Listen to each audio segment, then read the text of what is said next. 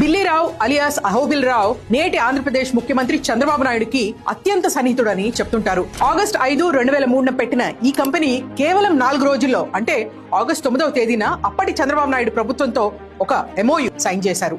Simple గా చెప్పాలి అంటే 850 ఎకరాల భూమి 2.5 కోట్లకు అమ్మి హైదరాబాద్ లో ఉన్న అన్ని ప్రముఖ స్టేడియాలను డెవలప్మెంట్ కి ఇచ్చి మళ్లీ వాటి నిర్వహణకు ప్రభుత్వమే సంవత్సరానికి 2.5 కోట్లు ప్రతి సంవత్సరం ఇస్తుందన్నమాట. IMG భారత పైసా పెట్టక్కర్లేదు. చంద్రబాబు ఓడిపోవడంతో కథ అడ్డం తిరిగింది.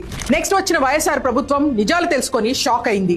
అప్పటికే అమ్మకం పూర్తయిన 450 ఎకరాలపై కోర్టుకి స్టేకి వెళ్లింది. సరిగ్గా 21 ఏళ్ల తర్వాత తెలంగాణ హైకోర్టు మార్చి 2024లో ఈ కేసును కొట్టేసింది. బిల్లీరావుకి అణా పైసా అధికారం కూడా లేదు అని IMG భారత ఓ ఫ్రాడ్ కంపెనీ అని తేల్చేసింది. ఇప్పుడు 30,000 కోట్ల రూపాయల నిధుల కోసం IMG భారత స్కామ్ లో ఇరుక్కున్న 400 ఎకరాల భూములు దిక్కయ్యాయి. వాటిని విక్రయించేందుకు రేవంత్ సర్కార్ సిద్ధమైంది.